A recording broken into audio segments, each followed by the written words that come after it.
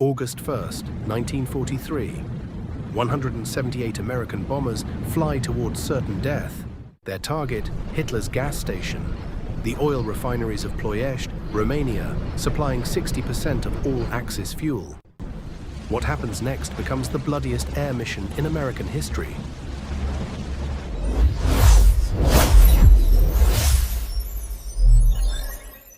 Allied planners devised a mission that defied all conventional doctrine. Instead of bombing from 20,000 feet, B-24 Liberators would attack at just 200 feet, treetop level. The theory was simple: fly so low that radar couldn't track them, so fast that guns couldn't aim, a 2,400-mile round trip from Libya. The longest bombing mission ever attempted. What the 1,700 airmen didn't know was that Ploiești had become one of Europe's most heavily defended targets. Hundreds of flak guns hidden in haystacks, railroad cars, and fake buildings. Over 400 fighters waiting. The mission unraveled almost immediately. The lead navigator's aircraft plunged into the Mediterranean, taking critical expertise with it. Then came the catastrophic mistake. At the town of Târgoviște, Colonel Keith Compton followed the wrong railway line, turning the lead formations toward Bucharest instead of Ploiești.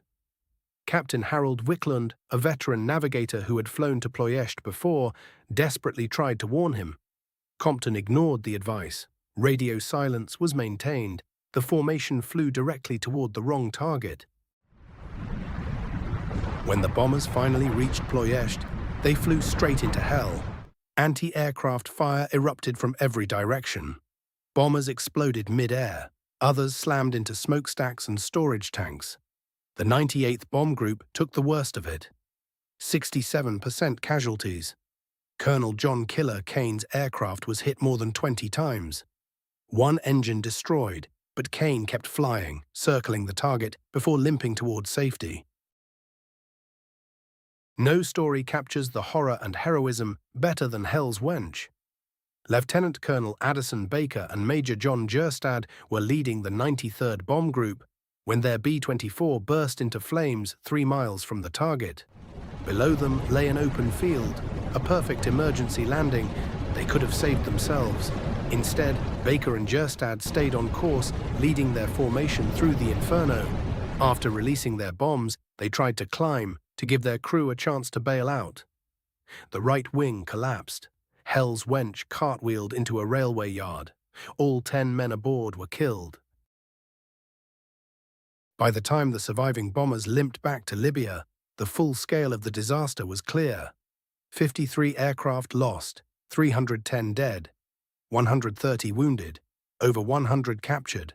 It was, proportionally, the costliest Allied air raid of the entire war. The date would be known forever as Black Sunday. 5 Medals of Honor were awarded, the most for any single air mission in history. Baker and Jerstad received theirs posthumously. And the refineries, back at full production within weeks, the official assessment, no curtailment of overall product output. The oil refineries of Ploiești were finally silenced, not by American bombs, but by Soviet tanks. In August 1944, the Red Army overran Romania, cutting off Hitler's gas station for good.